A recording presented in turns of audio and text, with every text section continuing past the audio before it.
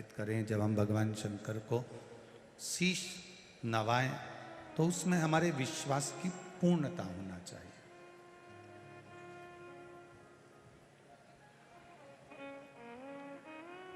तारेगा भी यही, मारेगा भी यही।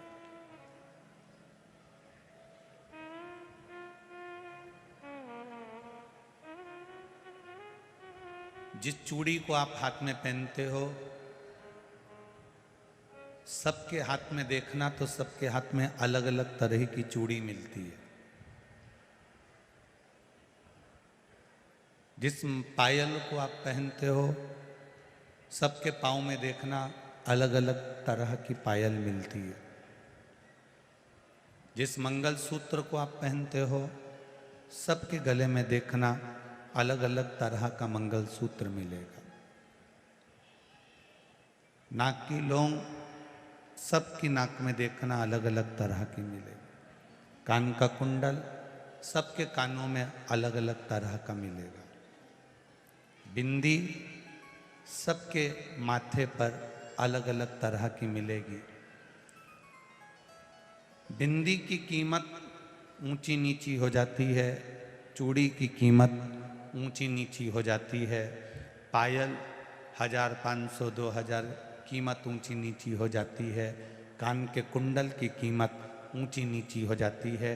केवल एक मांग का जो सिंदूर होता है वो एक जैसा रहता है और उसकी कीमत ऊंची नीची नहीं होती।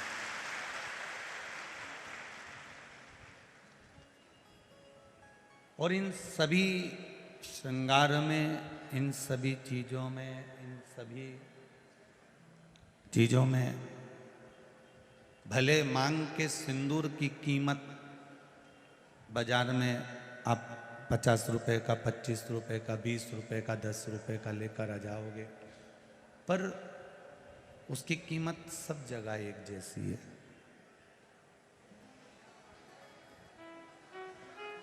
एक पूरे श्रृंगार में, पूरी श्रृंगार की वस्तुओं में सिंदूर एक जैसा होता है, उसी तरह उसकी कीमत बाजार में भले डब्बी में 10 रुपए 5 रुपए होगी, पर मांग में आने के बाद उस सिंदूर की कीमत बहुत बढ़ जाती है। उसी तरह तुम्हारे परिंदे में, तुम्हारे हंडे में, तुम्हारे कुएं में, तुम्हारी बावड़ी में, तुम्हारे तालाब में, तुम्हारे यहाँ जल कितना भी भरा पड़ा हो, पर एक लोटा जल जब महादेव के ऊपर चढ़ता है तो उसकी कीमत अपने आप बढ़ती चली जाती है।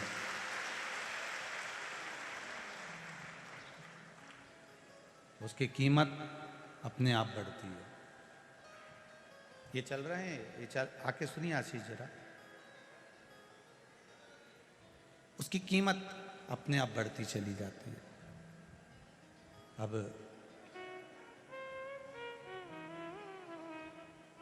चूड़ी अलग हो सकती है, मंगलसूत्र अलग हो सकता है, पायल अलग हो सकती है,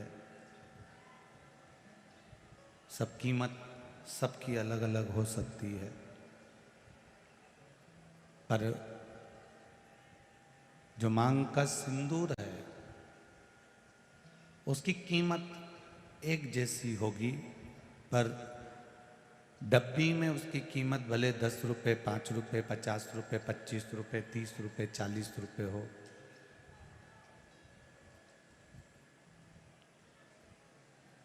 भले हो सकता है, पर मांग में आने के बाद उसकी कीमत प्रबल हो जाती है, बढ़ जाती है। ये संसार का मनुष्य कहीं पर भी जाकर बैठे, इसकी क्या कीमत है ये नहीं मालूम, पर जब ये शिव महापुराण के अंदर जाकर बैठ जाता है तो ये भी कीमती हो जाता है, क्योंकि महादेव का हो जाता है। इसकी भी कीमत बड़ी प्रबल हो जाती है।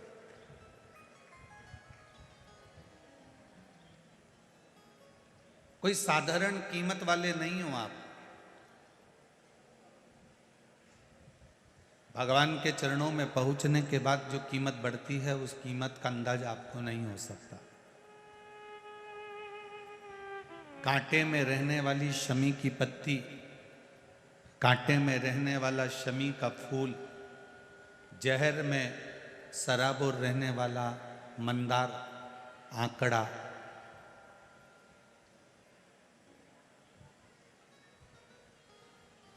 जहर में परिपूर्ण होने वाला कनेर,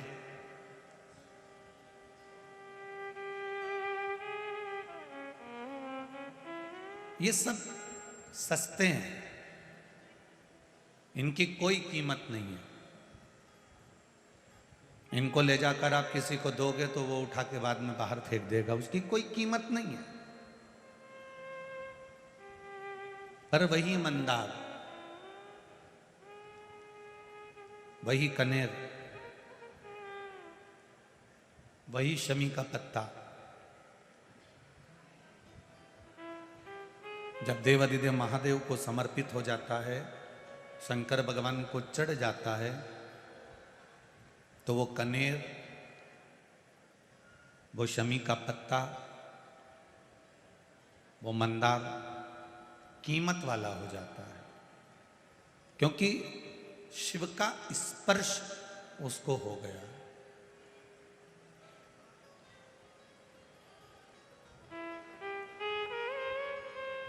एक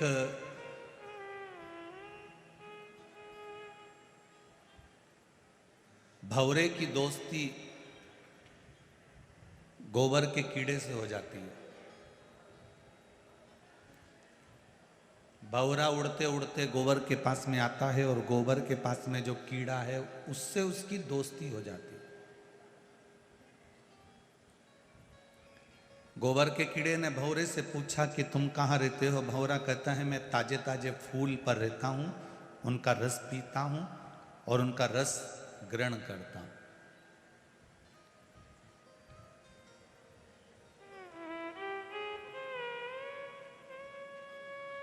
मेरा मन पड़ता है जहां उड़कर चले जाता हूं और अपनी जिंदगी मस्त जीता हूं।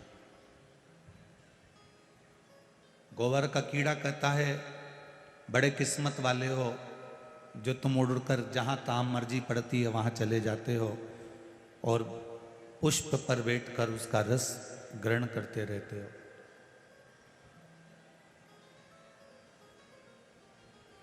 भंवरे ने कहा गोबर के कीड़े से, फिर कर दिया कुछ। भंवरे ने गोबर के कीड़े से कहा कि चलो तुम मेरे साथ, मैं भी तुमको फूलों की सैर करा कर लेकर आता हूं, सारे फूलों के पास लेकर चलता हूं, चलो। भंवरे ने गोबर के कीड़े को लिया, फूल पर ले जाकर बिठा दिया। फूल पर गोबर का कीड़ा जब बैठा तो फूल दिन में खिला हुआ था, रात्रि को बंद होने लगा तो गोबर का कीड़ा घबरा गया। भंवरा तो चले गया, गोबर का कीड़ा फूल के अंदर बंद हो गया। बहुत गुस्सा आया उस कीड़े को, ऐसी दोस्ती किस काम की? भंवरा तो चले गया और मेरे को फूल के अंदर बंद कर कर पटक दिया।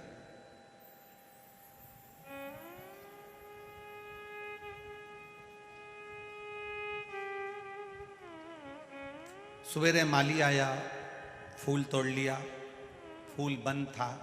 माली को लगा कि लेकर जाऊंगा, भगवान के पास में पहुंचेगा जब तक खिल जाएगा। फूल लेकर गया, माली ने बाजार में रखा।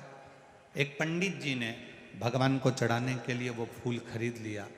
फूल पंडित जी के हाथ में पहुंचा, पंडित जी के हाथ से वो फूल भगवान के चरणों में पहुंचा।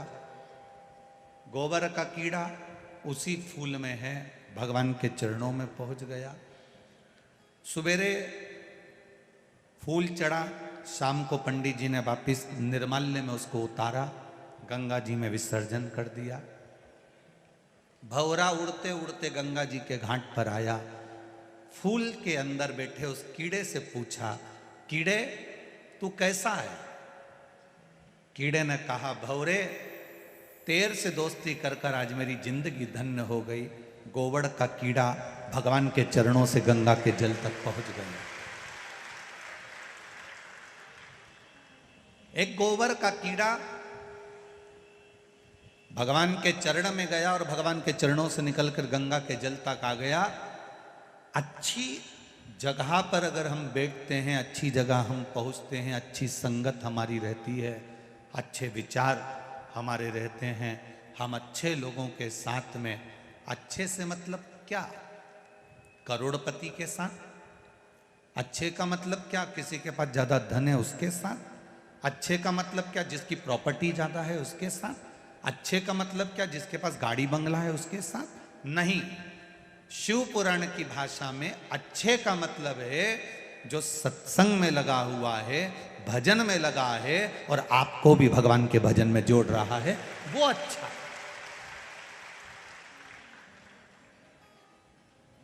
जो दिन भर ज्ञान की बातें करे, दिन भर बहुत बहुत बड़ी बातें करे और मालूम पड़े रात्रि को मदिरा की दुकान पर मिले, वैश्यावृत्ति में मिले, जुए में मिले, मांसाहार में मिले, उसको बड़प्पन नहीं कहते।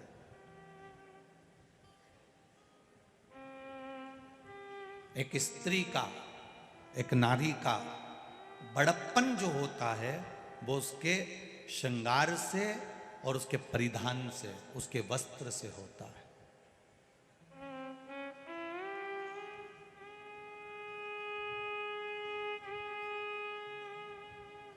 उसका परिधान, उसका वस्त्र। मेरे मालवा की माताएं लुगड़ा पहनती हैं, लहंगा पहनती हैं।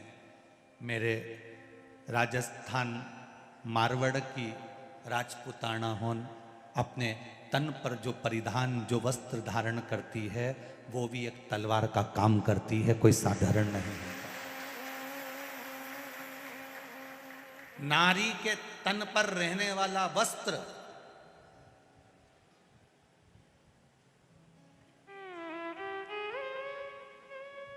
वो साधारण सा नहीं है। मेरे मालवा की, छत्तीसगढ़ चले जाओ, राजस्थान चले जाओ, महाराष्ट्र चले जाओ, गुजरात चले जाओ, आप वहां का जो पुराना पहनावा है, हम आज के पहनावे की बात नहीं कर रहे हैं। हमारे मालवा में आप कभी आए और मालवा का पहनावा देखें, 36 कली का लहंगा है, साधारण वस्त्र, मेरी माताएं पूरा तन ढका हुआ। कोई बुजुर्ग आया, इतना घूंघट ले लिया, कोई सामने खड़ा है, मर्यादा के अनुसार सिर पे पल्लू लेकर भी बात कर रही है तो उधर नहीं देख रही कि कौन बैठा है। ये राजपुताना चाहे मालवा के हों चाहे जगह के हों, इनका जो परिधान है, इनका जो वस्त्र है, ये भी किसी तलवार के बराबर नहीं कि किसी की निगाह उठकर देख ले।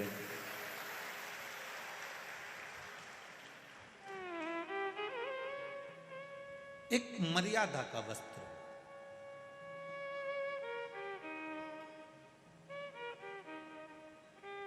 अच्छी संगत में रहो,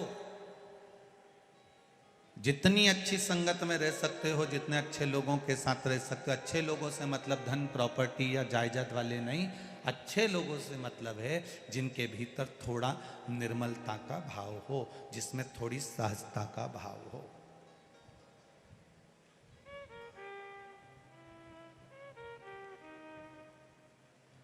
और राजवीर बना के जीजा सा से हमारी जब बात हो रही थी तो वो कह रहे थे, गुरुजी हमारे पिताजी शिव महापुराण के बड़े भगत हैं। तो कहाँ बैठे हैं जीजा सर? कहाँ? हाँ जरा खड़े। साधुवाद आपको, बहुत बहुत साधुवाद। कह रहे थे हमारे पिताजी शिव पुराण के बड़े भगत हैं गुरुजी, शंकर की कथा के बड़े रसिक हैं। अच्छे औहदे पर रहना, अच्छे पद पर रहना और उस पद पर रहने के साथ में भगवान की भक्ति में डूबे रहना, तो समझ लेना कि आपके पूर्वजों के संस्कार आपसे दूर नहीं है। आपके पूर्वजों के संस्कार आपसे दूर नहीं है। आपके संस्कार बड़े प्रबल, सहज नहीं है ये संस्कार।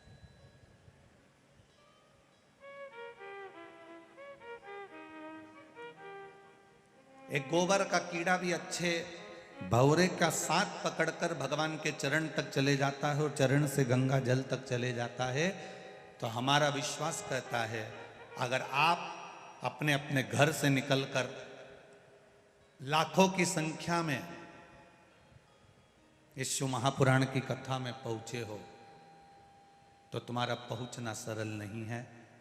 कहीं ना कहीं इस शिव महापुराण की संगत, शंकर का अनुमोदन, शिव तत्व, भगवान का भजन, कीर्तन, स्मरण आपको भी कैलाश धाम तक खींच कर ले जा सकता है। आपका विश्वास।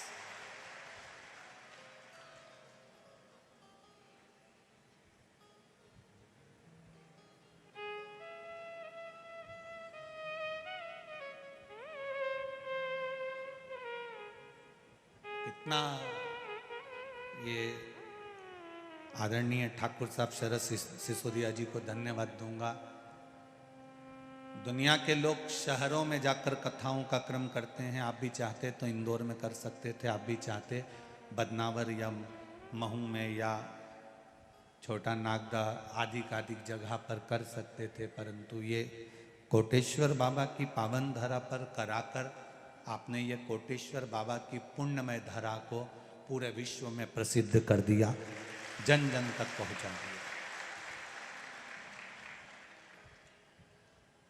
इस प्राचीन मंदिर को केवल यहीं के लोग जाना करते थे, यहीं के लोग पहचाना करते थे, परंतु अब इस कोटेश्वर धाम को जहां गंगा जी निरंतर 24 घंटे शंकर भगवान पर गिर रही है, ऐसे कोटेश्वर धाम का दर्शन संपूर्ण विश्व के लोगों को करा दिया।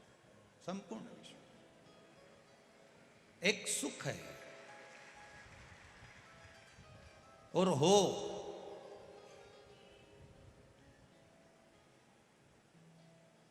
नए नए मंदिरों की जगह पुरातन जितने मंदिर हैं उनका जीर्णोद्धार होना चाहिए।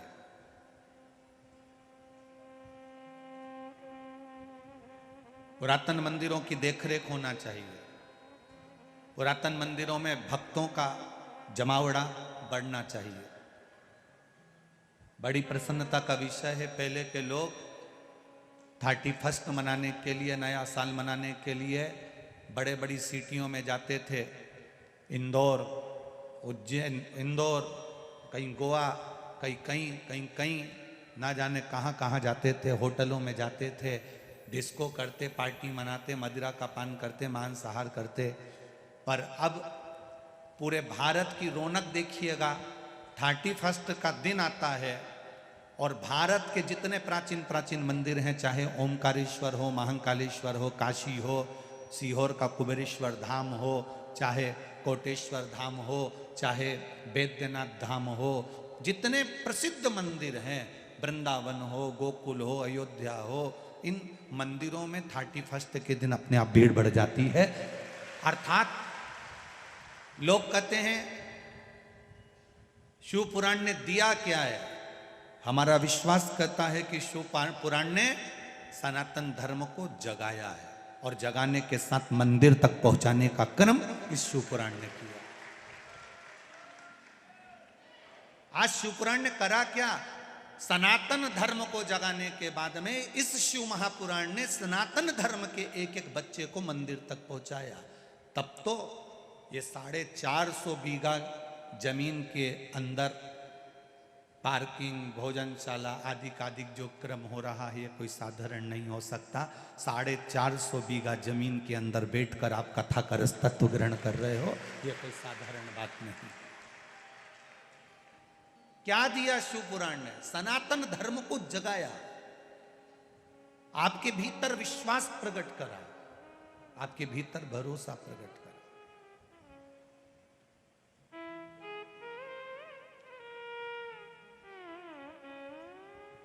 एक नारी जब कहीं जाती है तो कहती है मैं अकेली कैसे जाऊंगी, पर शिव पुराण कहती है कि शंकर भगवान का आधा स्वरूप प्रत्येक नारी के साथ रहता है। शिव भी तुम्हारे भीतर है और शक्ति भी तुम्हारे भीतर।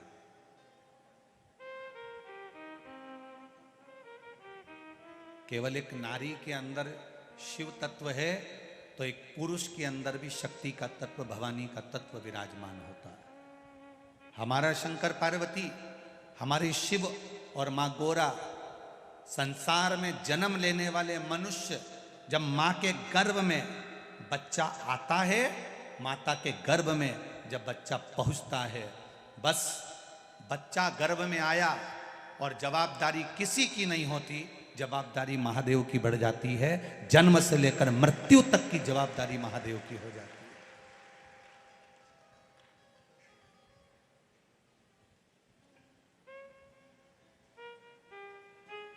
इस व्यासपीठ में देखा है कई बार, कोई बच्चा गर्भ में अटक गया, कोई बच्चा गर्भ में नाल में फंस गया, कोई बच्चा, कोई कहता है कि इसकी नाक नहीं आई, कोई कहता है कि इसका चेहरा नहीं आया, कोई कहता है इसकी धड़कन नहीं आई, कोई लिख के भेज, ये पत्र कोई साधारण, कोई लिख कर भेजता है कुछ, कोई लिख कर पत्र देखिए।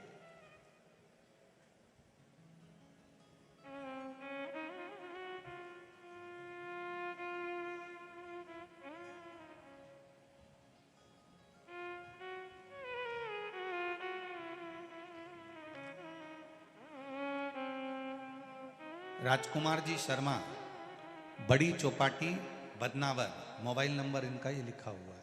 कहीं बैठे हो तो हाथ हिलाइएगा। आप ही हैं? दोनों हाथ हिला दो एक बार। गुरुदेव के, भोलेनाथ जी के चरणों में मैं क्या वर्णन करूं। मेरी पत्नी श्रीमती रेखा, पति राजकुमार शर्मा, जो कि गत 15 वर्षों से बहुत पीड़ा में थी, न चल पाती थी न बैठ पाती थी। हमने बहुत सारे डॉक्टरों को दिखाया, ऑपरेशन भी करवाया, परंतु उसका कोई असर नहीं हुआ। बड़ोदरा गए, डॉक्टरों ने फिर ऑपरेशन का बोल दिया, हमने फिर दिखाया। मेरी पत्नी ने मुझे बोला, एक बार सीहोर कुबेरेश्वर धाम का सुना है टीवी पर, चलते हैं वहां जाकर प्रार्थना करते हैं। मैंने कहा, ना तो तू चल सकती है, ना बैठ सकती है, ना जा सकती, ना आ सकती, 2 कदम तेरे निकलते नहीं, कैसे जाएगी। चलते तो हैं।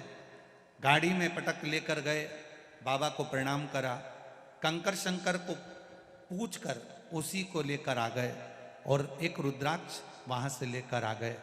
गुरुदेव, आप कहते हो 3 महीने में बाबा पूर्ण करता है, बाबा ने 2 महीने में पूर्ण कर मेरी पत्नी को चलाने के लायक कर दिया और ठीक कर दिया। आप ही हैं? दोनों हाथ हिला दो एक बार। श्री शिवाय। अब ठीक है, पूरी तरह से चल सकती हैं, बैठ सकती हैं। हर हर महादेव। बैठिए। ये उसकी कृपा के बिना नहीं हो सकता। आप करें। आपने जो भजन किया है, आपने जो स्मरण किया है, आपने जो संकीर्तन करा है और विश्वास के बल पर करा, तो वो मिला, उसमें कोई त्रुटि नहीं।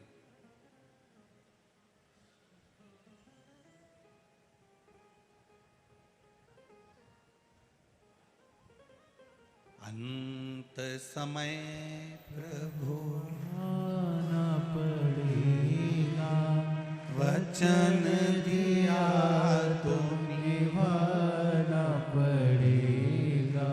आए ना आए प्रभु कुटुंब कबीला, अंत समय प्रभु आना पड़ेगा, वचन दिया तो निभाना पड़ेगा।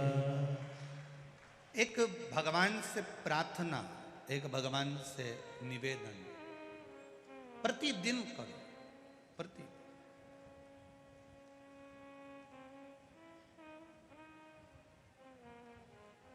आप जब भगवान से प्रार्थना करेंगे, निवेदन करेंगे, तो वो अवश्य स्वीकार करेगा, सुनेगा।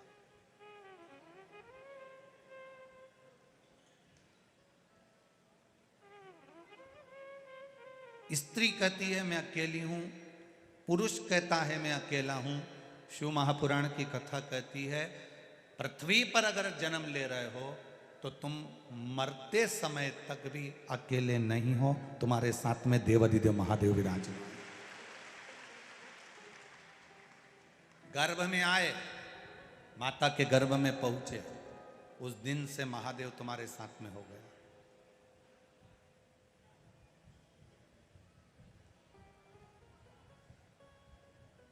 कोई तुमसे कहे तुम्हारे साथ में कौन है, तो तुम कह सकते हो मेरे साथ में महादेव है।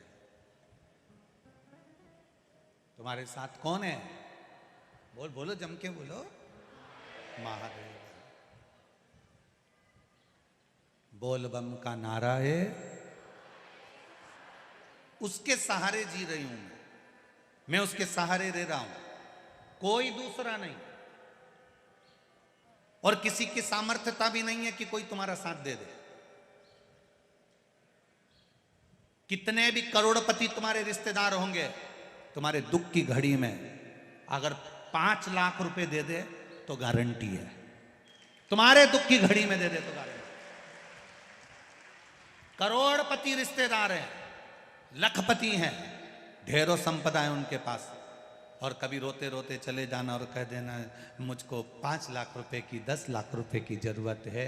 अरे 10-5 लाख तो जाने दो, 50,000 भी अगर दे देना तो बहुत बड़ी बात है भाई। कर्जा हो जाता है, माथे पर कर्जा चढ़ जाता है।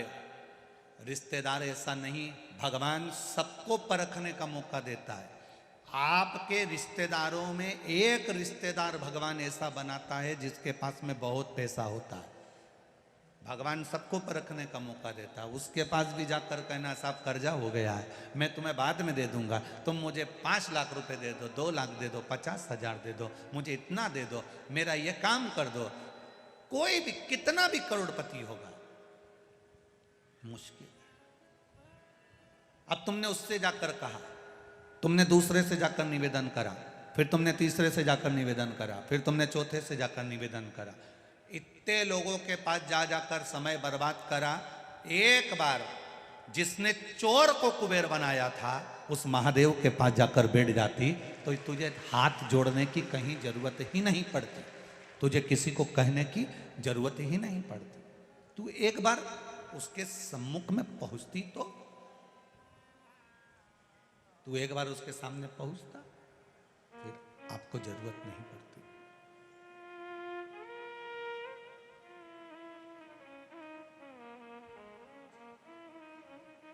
अपने बच्चों को भी सिखा दो कि कोई तुम्हारा साथ देगा कि नहीं देगा ये पता नहीं है, पर इतना विश्वास रखना कि वो कैलाश पर रहने वाला देवाधिदेव महादेव तुम्हारा साथ जरूर देगा। कोई देगा नहीं देगा उसका हमको विश्वास नहीं।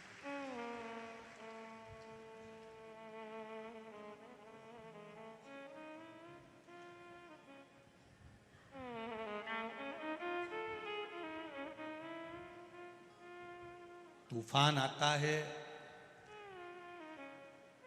बड़ी बड़ी कश्तियों को डुबो देता है। तूफान आता है, बड़ी बड़ी कश्तियों को डुबो देता है, और जब व्यक्ति के भीतर अहंकार आता है तो बड़ी बड़ी हस्तियों को डुबो देता है। अहंकार यदि थोड़ा सा भी आ गया, अभिमान अगर थोड़ा सा भी आ गया, आपकी समर्पण की भावना अगर समाप्त हो गई, आप किसी के प्रति समर्पित भाव से मिल भी नहीं पा रहे हो, तो फिर ये जीवन आपका बेकार। जीवन व्यर्थ।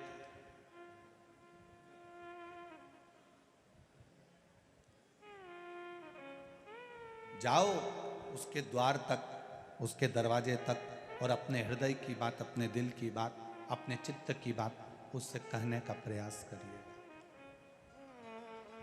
जब हम उससे अपने दिल की बात कहेंगे तो वो सुनेगा। अब कई लोग कहते हैं क्या भगवान सुनता है?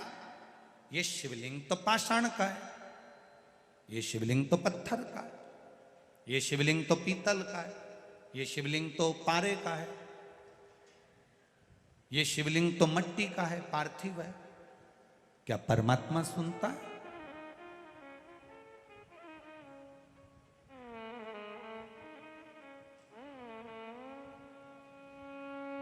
अगर नहीं सुनता होता तो विचार करिएगा। श्रीमद् भागवत में एक कथा आपने सुनी होगी, हाथी का पांव किसने पकड़ा? बोलो बोलो जम के। मगर ने पकड़ा। और हाथी ने किसको बुलाया? भगवान को। अब भगवान आए,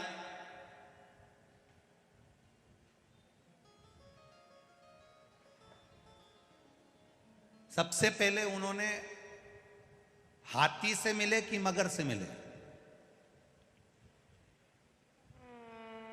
अरे खूब भागवत सुनी तुमने तो बोलो बोलो जम के जरा। भगवान आए तो सबसे पहले वो हाथी से मिले कि मगर से मिले?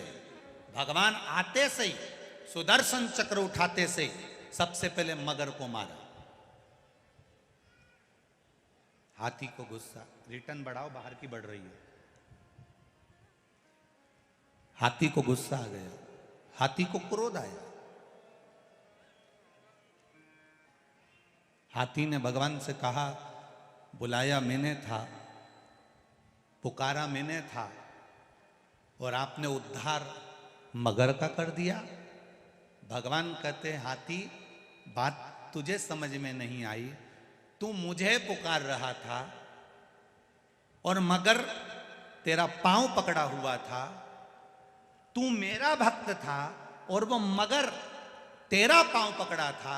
अगर किसी भक्त का पांव किसी ने पकड़ कर रखा है तो सबसे पहले मैं उसी का उद्धार कर देता हूं।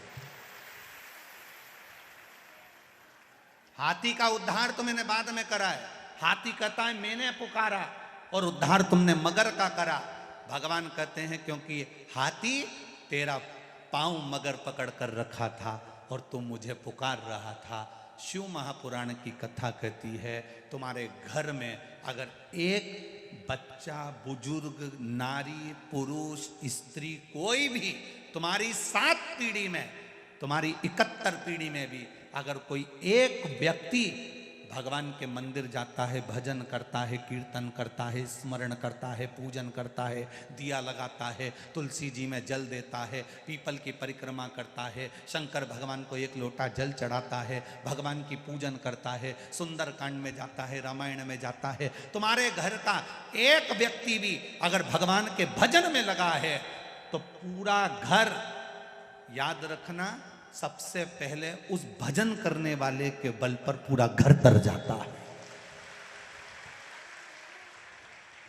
रामायण पढ़ के आया, गांव में रामायण जी का पाठ है, घर का व्यक्ति चले गया, रामायण जी के पाठ में जाकर बैठा, पाठ करा, रात को आया, उसके चरण की रज पूरे घर में गिरी, घर के लोग अपना काम करते रहे। कथा में गया, कथा सुनकर आ गया, घर पर आया, ये जो चलते हो ना उसकी रज उड़ती है।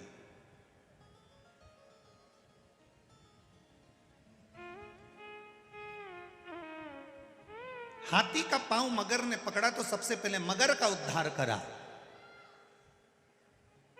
सत्संग करने वाले का संग पकड़ोगे, भजन करने वाले का संग पकड़ोगे, स्मरण करने वाले का संग पकड़ोगे तो उद्धार तुम्हारा निश्चित है। शिव पुराण 7 पीढ़ी को तारने तक का वचन नहीं देती, शिव पुराण 71 पीढ़ी को तारने तक का वचन दे देती है। 1 पीढ़ी 2 पीढ़ी नहीं, 7 पीढ़ी नहीं, शिव महापुराण 71 पीढ़ी को तारने का वचन देती है। इसलिए उज्जैन के ऋण मुक्तेश्वर मंदिर में पत्थर पर लिखा हुआ है, अंकित करा गया है कि जिसने शिव तत्व को जान लिया, जिसने शंकर भगवान को एक लोटा जल चढ़ा लिया, जिसने शिव महापुराण को श्रवण कर लिया, जिसने शंकर का अनुमोदन कर लिया, मनुष्य शरीर प्राप्त करने के बाद जो शंकर के मंदिर जाना प्रारंभ कर दिया, मनुष्य शरीर प्राप्त करने के बाद जो शंकर को एक लोटा जल चढ़ाना प्रारंभ कर दिया, मनुष्य शरीर प्राप्त करने के बाद जो शिव पुराण सुनना प्रारंभ कर दिया, तो शिव पुराण की कथा में ऋण मुक्तेश्वर मंदिर की दीवार पर पत्थर पर लिखा हुआ कह देता है कि उसकी 71 पीढ़ी को देखने की जरूरत नहीं, वो तर चुकी है।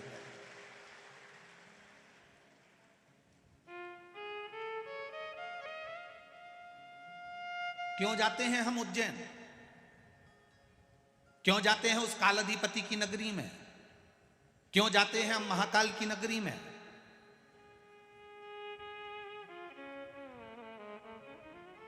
क्यों जाते हैं?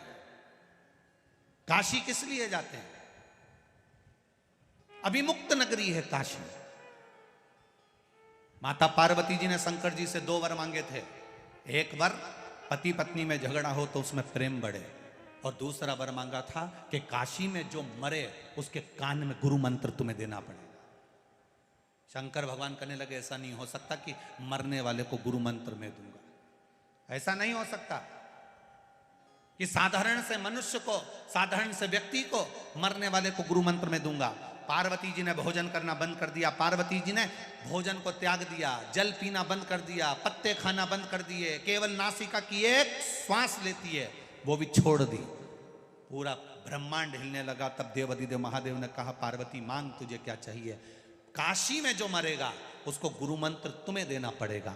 शंकर भगवान ने वचन दे दिया कि काशी में जो मरेगा उसको गुरु मंत्र में दूंगा, मैं वचन देता हूं तेरे।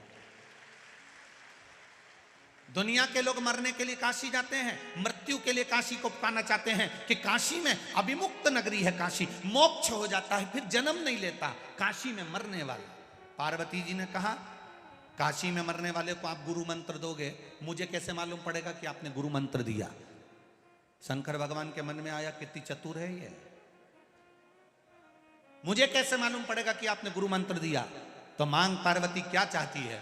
पार्वती जी कहती है काशी में मरने वाले के सीधे कान में आप गुरु मंत्र देना और सीधे कान को थोड़ा सा मोड़ देना, तो मैं समझ जाऊंगी कि आपने गुरु मंत्र दे दिया।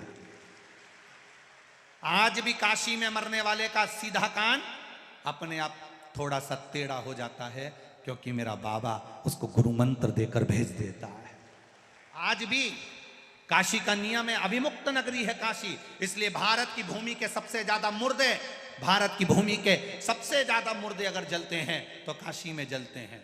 हमारे यहाँ गाड़ी ओवरटेक करती है, काशी में मुर्दे ओवरटेक करते हैं। हमारे यहाँ का मुर्दा पहले जल जाए। दुनिया के लोग मुर्दे को देखकर रोते हैं, दुनिया के लोग मुर्दे को देखकर रोते हैं, शव को देखकर रोते हैं। और काशी में अगर कोई मरता है तो रोते नहीं, प्रसन्न होते हैं कि महादेव की नगरी में चला गया है। दो नगरी है, एक काशी अभिमुक्त नगरी है और दूसरी उज्जैनी महाकाल की नगरी, जहां दुनिया के लोगों का समय अच्छा ना चले, दुनिया के लोगों को लगे कि बड़ी दुख की घड़ी चल रही है, बड़ी परेशानी चल रही है, बड़ा कष्ट चल रहा है, बड़ी बीमारी चल रही है, बड़ा रोग चल रहा है, बड़ी तकलीफ चल रही है, उसको कहां ना जाना। एक बार जिसने घड़ी बनाई, जिसने समय बनाया, जिसने पल बनाया, जिसने काल बनाया, उस महाकाल के चरणों में बैठकर एक बार शिव पुराण पूरी सुन लेना, मिल गया। क्यों जाते हैं उज्जैन? अपने समय को सुधारने के लिए। तूने महाकाल काल बनाया, घड़ी बनाई, पल बनाया, मेरा समय अच्छा नहीं चल रहा, मेरा समय अच्छा नहीं चल रहा। जब घड़ी अच्छी नहीं चलती तो इसको कपड़े की दुकान पर या किराने की दुकान पर नहीं ले जाते, इस घड़ी को हम घड़ी वाले की दुकान पर ले जाते हैं। एक बार वर्ष में नियम बना लो कि मुझे कालाधिपति के चक्र उस चरणों में पहुंचना है। और देखो ये तो किस्मत की बात है, 4 अप्रैल से 10 अप्रैल तक उस कालाधिपति के चरणों में शिव महापुराण की कथा बड़नागर रोड पर सुनने को मिल रही है। ये कृपा उसकी। और बार बार इतनी विशाल कथा बार बार सुनने को, कोई उज्जैन वालों से भी निवेदन करूंगा कि ये बार बार नहीं मिलने वाली। और जितने मेरे महाकाल बाबा के जितने, क्योंकि महाकाल बाबा तो दादा है, पिता है, और उसकी जितनी औलादें हैं, संतान है, जिसको मेरे महाकाल ने, मेरे कालाधिपति ने दिया है, उनसे एक ही बात कहूँगा कि इतने शिव भक्त आपकी उज्जैनी में आ रहे हैं, और उज्जैन के निवासियों से भी कहूँगा खाली मत जाना, अपना दरवाजा छोड़कर पंडाल में बैठकर शिव महापुराण की कथा का रसतत्व ग्रहण करना। दुनिया के लोग कहेंगे भीड़ बहुत है, भीड़ बहुत है, संसार में कहां भीड़ नहीं है, पर उसके चरणों में बैठकर कथा का रसतत्व ग्रहण करना है।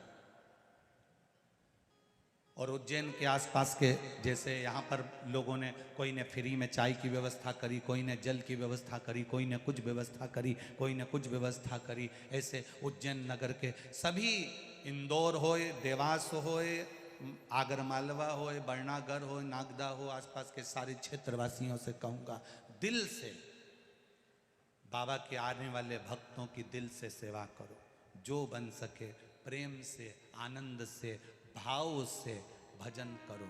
और जितनी उज्जैन की शंकर मंदिर हैं और उनकी जो महिला मंडल हैं शंकर मंदिरों की, उनसे भी निवेदन है, रोज शाम हो शिव भक्तों के साथ बैठकर 15 मिनट शंकर जी के नाम का भजन करो, ढोलक और मंजीरे के साथ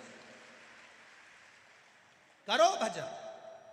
और जितने श्रोता भाई बहन उज्जैन में आ रहे हैं उनसे निवेदन है, दिन में 1 बजे से 4 बजे तक शिव महापुराण की कथा उज्जैन में चलेगी, टीवी पर आएगी। और उज्जैन में बड़नागर रोड पर भी 1 बजे से 4 बजे तक चलेगी। वो 2 से 5 नहीं, 1 से 4, 1 से 4 बजे तक चलेगी। जिसको 84 महादेव करना है वो सुबह से लेकर 1 बजे के पहले 12 बजे तक कथा स्थल पर पहुंचकर कथा का आनंद लेने के लिए सुबह भी 84 महादेव करो, शाम को भी करो। और दिन में बाबा की कथा का रस तत्व ग्रहण कर कर अपनी जिंदगी को संवारने का प्रयास करो, अपनी घड़ी को सुधारने का प्रयास करो। बार बार ये कथाएं नहीं मिलती। कई लोग काशी वाले कहते हैं गुरुजी एक बार फिर काशी आओ, बार बार योग नहीं बनता कि काशी बार बार आए या उज्जैन ही बार बार आए। मौका मिला है, छोड़ना नहीं। छिपरा जी का स्नान करो, महार सिद्धि का दर्शन करो, काल भैरव का दर्शन करो, 84 महादेव करो, चिंतामन गणेश का आनंद लो और दोपहर में 1 बजे बैठकर कथा का रस तत्व ग्रहण करो। खूब भक्त लोग वहाँ पर पानी के प्याऊ लगा रहे हैं, कोई पोहा बंटवा रहा है, कोई हलवा बंटवा रहा है। सूचना मिली कि उज्जैन की अग्रवाल समाज वहाँ पर नमकीन छाछ 24 घंटे बंटवा रही है। कोई एक राहुल कल के बालक है वो पानी के प्याऊ लगवा रहा है, कोई कुछ व्यवस्था कर रहा है, कोई कुछ व्यवस्था करो। मेरे महाकाल ने आपको हजारों हाथों से दिया है तो आप दोनों हाथों से लुटाने का मौका मिला है, कर लो। शिव भक्त आज शरद जी सिसोदिया जी ने इतना बड़ा आयोजन किया, रोज प्रतिदिन इतने लोगों का भोजन भंडारा प्रसादी सारी व्यवस्थाओं को अनुकूल किया। ये शिव की भक्ति बिना नहीं मिल सकता, शिव तत्व के बिना नहीं मिल सकता। करो।